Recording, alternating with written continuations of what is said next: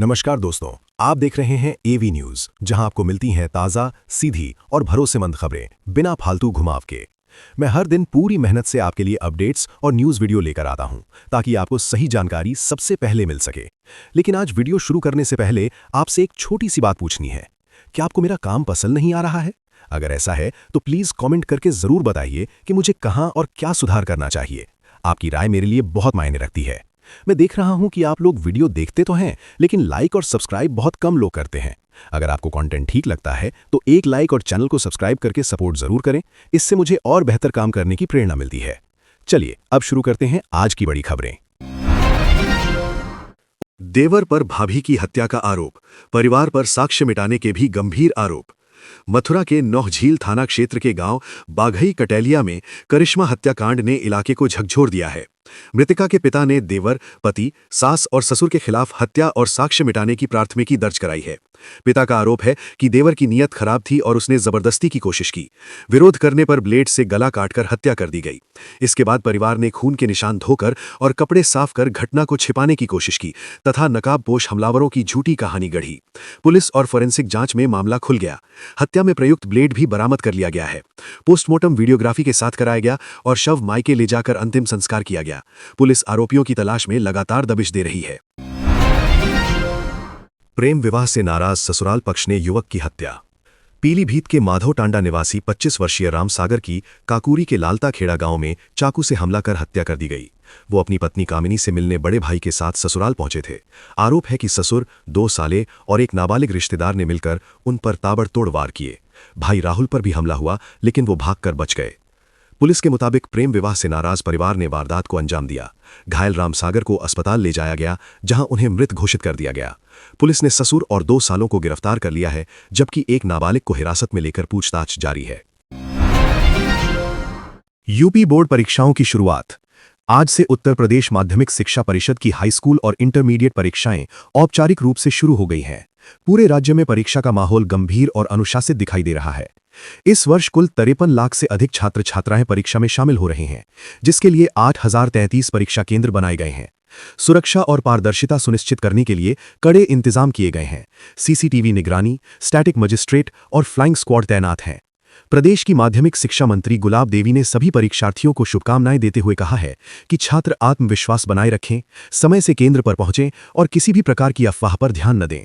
परीक्षाएं 12 मार्च तक चलेंगी और नकल रोकने के लिए सख्त निर्देश जारी किए गए हैं। जालौन में स्कूल टीचर हत्याकांड का खुलासा। जालौन जिले से एक सनसनीखेज मामला सामने आया है, जहां एक स्कूल शिक्षक की सुनियोजित तरीके से हत्या कर दी गई। पुलिस जांच में खुलासा हुआ कि यह पूरा मामला हनी ट्रैप प्लान से जुड़ा था, जो असफल होने पर वारदात में बदल गया। आरोप है कि शिक्षक को लालच देकर मध्य प्रदेश के एक गांव में बुलाया गया, जहां पहले से घात लगाए बैठे लोगों ने उन पर हमला कर दिया। इस मामले में मृतक के चचेरे भाई समेत कुल 6 आरोपियों को गिरफ्तार कर लिया गया है। पुलिस ने बताया कि मोबाइल चैट, कॉल रिकॉर्ड और लोकेशन डेटा के आधार पर आरोपियों तक पहुंचा गया। पूरे क्षेत्र में इस घटना के बाद भय और आक्रोश का माहौल है, जबकि पुलिस आगे की कानूनी कार्यवाही में जुटी है। मुजफ्फरनगर में पारिवारिक विवाद ने लिया खौफनाक रूप। मुजफ्फरनगर में एक पारिवारिक झगड़ा दिल दहला देने वाली वारदात में बदल गया। 25 वर्षीय महिला ने अपने बॉयफ्रेंड से फोन पर बात करने से रोके जाने पर गुस्से में हिंसक कदम उठा लिया। आरोप है कि महिला ने बहनोई की पत्नी पर हमला किया और इस दौरान 4 साल की मासूम बच्ची की जान चली गई। सास पर भी चाकू से हमला कर गंभीर रूप से घायल कर दिया गया, जिनका इलाज अस्पताल में चल रहा है। घटना के बाद इलाके में हड़कंप मच गया। पुलिस ने त्वरित कार्यवाही करते हुए आरोपी महिला को गिरफ्तार कर लिया है। प्रारंभिक जांच में मामला घरेलू तनाव और आवेश में उठाए गए खतरनाक कदम से जुड़ा बताया जा रहा है। कौशाम्बी में नेशनल हाईवे पर भीषण आग का हादसा। कौशाम्बी जिले में नेशनल हाईवे पर एक ऑयल टैंकर अनियंत्रित होकर इलेक्ट्रिक पोल से टकरा गया, जिसके बाद जोरदार धमाके के साथ भीषण आग लग गई। आग की लपटें दूर तक आसमान में उठती दिखाई दी और मौके पर अफरा तफरी मच गई। स्थानीय लोगों ने तुरंत पुलिस और फायर ब्रिगेड को सूचना दी। कई दमकल गाड़ियों ने कड़ी मशक्कत के बाद आग पर काबू पाया। राहत की बात यह रही कि इस हादसे में कोई जनहानि नहीं हुई, लेकिन लंबे समय तक ट्रैफिक बाधित रहा। प्रशासन ने मार्ग को अस्थायी रूप से बंद कर डायवर्जन लागू किया और सुरक्षा जांच शुरू कर दी है। कानपुर के सैन पश्चिम पारा इलाके में सोमवार तड़के एक दर्दनाक पारिवारिक घटना सामने आई। रिटायर्ड फौजी ने कथित तौर पर अपनी पत्नी और 16 वर्षीय बेटे को गोली मारकर हत्या कर दी, जिसके बाद खुद ट्रेन से कटकर जान दे दी। घटना की जानकारी तब मिली जब रेलवे ट्रैक के पास उनकी बाइक मिलने पर पुलिस घर पहुंची, जहां पत्नी और बेटे के शव मिले। परिजनों के मुताबिक परिवार में विवाद और कर्ज की परेशानी की बात सामने आई है। पोस्टमार्टम हाउस पर पहुंची बेटी और रिश्तेदारों का रो रो कर बुरा हाल था। पुलिस और फोरेंसिक टीम ने मौके से साक्ष्य जुटाकर जांच शुरू कर दी है। बरेली में बदलते मौसम का असर बच्चों की सेहत पर दिख रहा है। जिला अस्पताल का बच्चा वार्ड लगभग फुल है और 24 बच्चे भर्ती हैं। इनमें 16 डायरिया, 4 निमोनिया और 4 तेज बुखार से पीड़ित हैं। डॉक्टरों के अनुसार दिन में गर्मी और रात में ठंड के कारण बच्चे जल्दी बीमार पड़ रहे हैं। विशेषज्ञों का कहना है कि गंदा पानी, बासी खाना, कपड़ों में लापरवाही और देर से इलाज कराना स्थिति को गंभीर बना रहा है। कई अभिभावक पहले मेडिकल स्टोर से दवा देते हैं, फिर हालत बिगड़ने पर अस्पताल पहुंचते हैं। मुख्य बचाव: साफ पानी पिलाएं, ताज़ा भोजन दें, हाथों की सफाई रखें, मौसम के अनुसार कपड़े पहनाएं और लक्षण दिखते ही डॉक्टर को दिखाएं। आगरा समेत उत्तर प्रदेश के प्रमुख जिलों में अब जमीन और मकान की रजिस्ट्री के लिए दफ्तरों के चक्कर कम लगाने पड़ेंगे। सदर तहसील के 5 सब रजिस्ट्रार कार्यालयों में से एक दफ्तर रोज दोपहर 1 बजे से रात 8 बजे तक खुला रहेगा, जबकि बाकी कार्यालय सुबह 10 से शाम 5 बजे तक चलेंगे। रजिस्ट्री के लिए ऑनलाइन अपॉइंटमेंट दोपहर 1 से शाम 7 बजे तक मिल सकेगा। जनता की सुविधा के लिए हर रविवार भी एक रजिस्ट्री कार्यालय सुबह 10 से शाम 5 बजे तक खुलेगा। जो दफ्तर रविवार को खुलेगा वह अगले शनिवार बंद रहेगा। प्रशासन 2 दिन में नया रोस्टर लागू करेगा, जिससे नौकरी पेशा लोगों को बड़ी राहत मिलेगी। रामपुर जिले के स्वार क्षेत्र में अवैध संबंधों के विवाद में चचेरे मामा ने भांजे की दरांती से हत्या कर दी। घटना मसवासी चौकी के हौद कला गांव में मंगलवार रात करीब 11:15 बजे हुई। मृतक मोहम्मद आकिल 28 घर में अकेला था। चीख सुनकर पहुंचे पड़ोसियों ने आरोपी को भागते देखा और सूचना पुलिस को दी। पुलिस ने मौके पर पहुंचकर शव को कब्जे में लेकर पोस्टमार्टम के लिए भेजा और आरोपी नसीम उर्फ भूरा को हिरासत में ले लिया। शुरुआती जांच में अवैध संबंधों और पारिवारिक विवाद को हत्या की वजह माना जा रहा है। पुलिस मामले की जांच कर रही है। पर्यावरण परियोजना पर बड़ा जोर, क्लीन एयर मिशन को तेज करने के निर्देश। उत्तर प्रदेश में पर्यावरण सुधार को लेकर सरकार ने सख्त और सक्रिय रुख दिखाया है। विश्व बैंक समर्थित यूपी कैंप यानी Uttar Pradesh clean air management project की उच्च स्तरीय समीक्षा बैठक में पर्यावरण मंत्री ने अधिकारियों को स्पष्ट निर्देश दिए कि योजना की गति अब और तेज की जाए।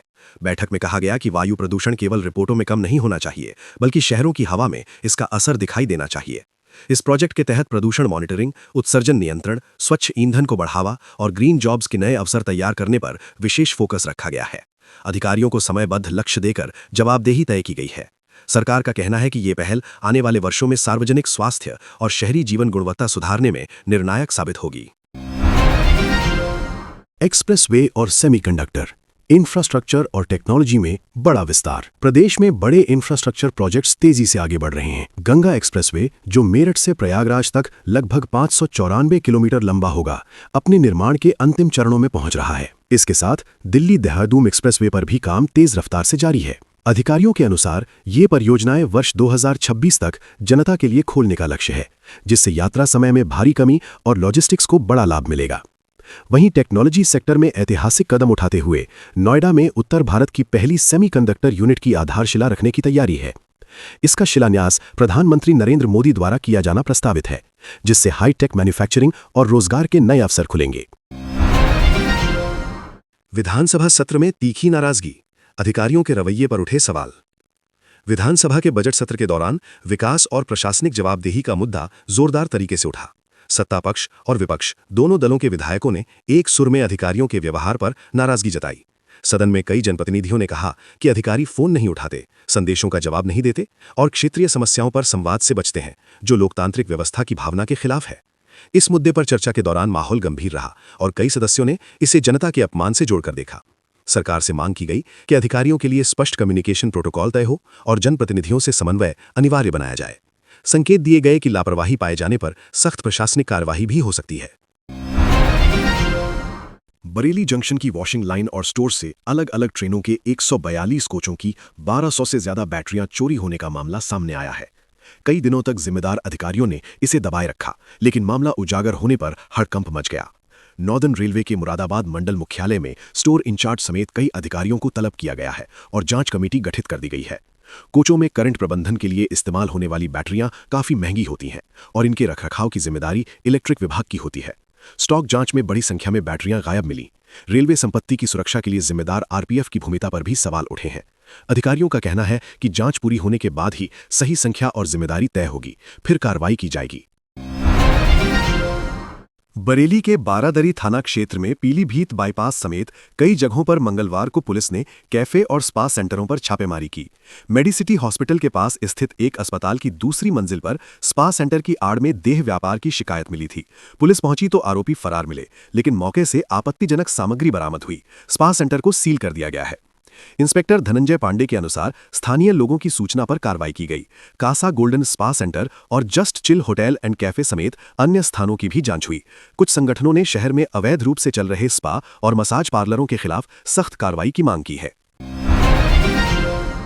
ऐसे ही ताज़ा, भरोसेमंद और ज़मीनी खबरें देखने के लिए हमारे चैनल को सब्सक्राइब करें और कमेंट बॉक्स में अपने ज़िले का नाम ज़रूर लिखें, ताकि हम आप तक आपके ज़िले की हर बड़ी खबर पहुंचा सकें।